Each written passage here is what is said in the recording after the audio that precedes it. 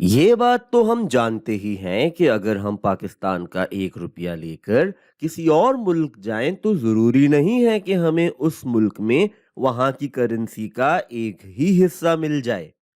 یعنی اگر ہم امریکہ جائیں تو وہاں کا $1 لینے کے لیے ہمیں مئی 2021 کے حساب سے پاکستانی تقریباً 150 روپے دینے ہوں گے۔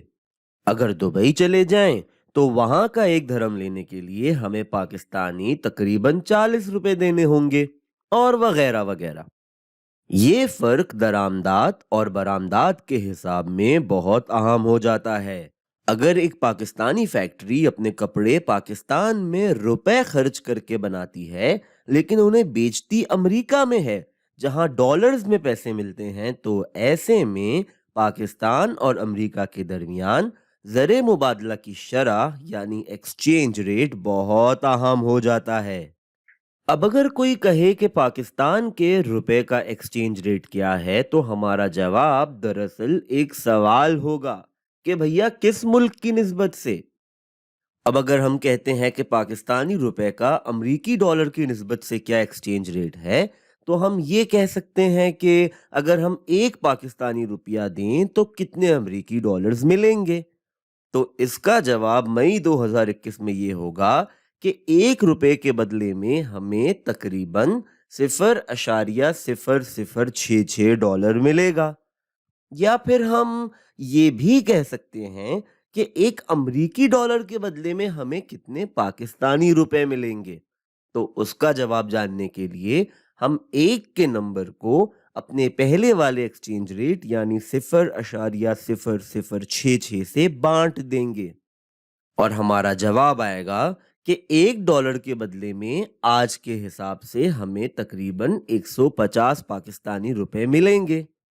اب اسے ہم ڈالر کی قیمت بھی کہہ سکتے ہیں کہ $1 کی قیمت پاکستان میں 150 روپے ہے، یا 1 پاکستانی روپے کی امریکہ میں قیمت 0.0066 ڈالر ہے۔ اب ہم کہتے ہیں کہ امریکہ میں پاکستانی آم بہت شوق سے کھائے جاتے ہیں اور ان کی پاکستان میں قیمت 300 روپے فی کلو ہے۔ اب ایک امریکی پاکستان میں گھومنے آیا ہوا ہے اور وہ سوچتا ہے کہ اگر اسے 20 کلو آم خریدنے ہوں تو اسے کتنے ڈالرز چاہیے ہوں گے؟ 20 کلو آم کی پاکستانی روپے میں قیمت بنتی ہے 6000 روپے۔ 1 روپیہ 0.0066 ڈالر ہے، تو 6000 روپے کتنے ڈالر ہوں گے؟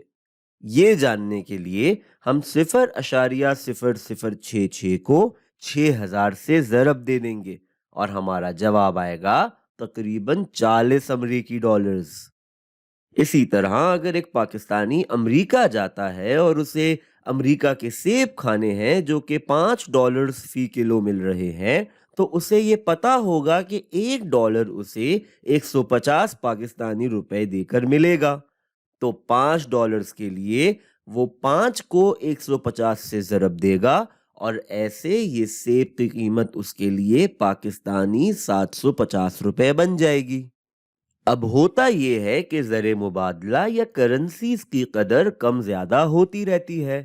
اگر کرنسی کی قدر یا قیمت بڑھ جائے تو ہم کہتے ہیں کہ وہ اپریشیٹ ہو گئی ہے، اور کم ہو جائے تو ہم کہتے ہیں کہ وہ ڈیپریشیٹ ہو گئی ہے۔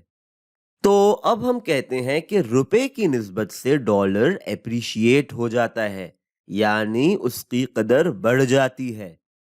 اسے دیکھنے کا ایک طریقہ تو یہ ہے کہ اگر ہمارے پاس $1 ہے تو پہلے اس سے ہمیں 150 روپے مل رہے تھے، لیکن اب 150 روپے سے زیادہ ملیں گے، ہو سکتا ہے 160 روپے فی ڈالر ہو جائیں۔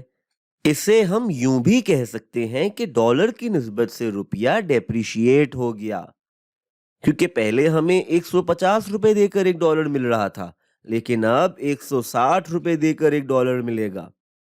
ایسے ہی اگر ہم کہیں کہ ڈالر کی نسبت روپیہ اپریشیٹ ہو گیا ہے تو کیا ہوگا؟ تو ایسے میں اب ہمیں $1 سے 150 روپے ملنے کی بجائے ہو سکتا ہے کہ 140 روپے ملیں۔ اور اسے ہم یوں بھی کہہ سکتے ہیں کہ روپے کی نسبت ڈالر ڈیپریشیٹ ہو گیا، یعنی پہلے ہمیں 150 روپے دے کر ایک ڈالر مل رہا تھا اور اب صرف 140 روپے دے کر ہی مل جائے گا۔ تو ایسے ہم کرنسیز کی ایک دوسرے کے حساب سے قدر نکالتے رہتے ہیں، اور کبھی کبھی یہ باتیں پیچیدہ ہونے لگتی ہیں، کیونکہ عام طور پر ہمیں چیزوں اور خدمات کی قدر یا ویلیو کسی روپے پیسے کے حساب سے دیکھنے کی عادت ہوتی ہے، لیکن جب ہم دیگر کرنسیز کو ایک دوسرے کے حساب سے دیکھنے لگتے ہیں تو معاملہ ذرا سنجیدہ ہو جاتا ہے۔ تو اسے ہم زر مبادلہ کی شرح یا ایکسچینج ریٹ پرائمر کہتے ہیں، اور آگے چل کر ہم ان چیزوں کو مزید تفصیل سے دیکھیں گے۔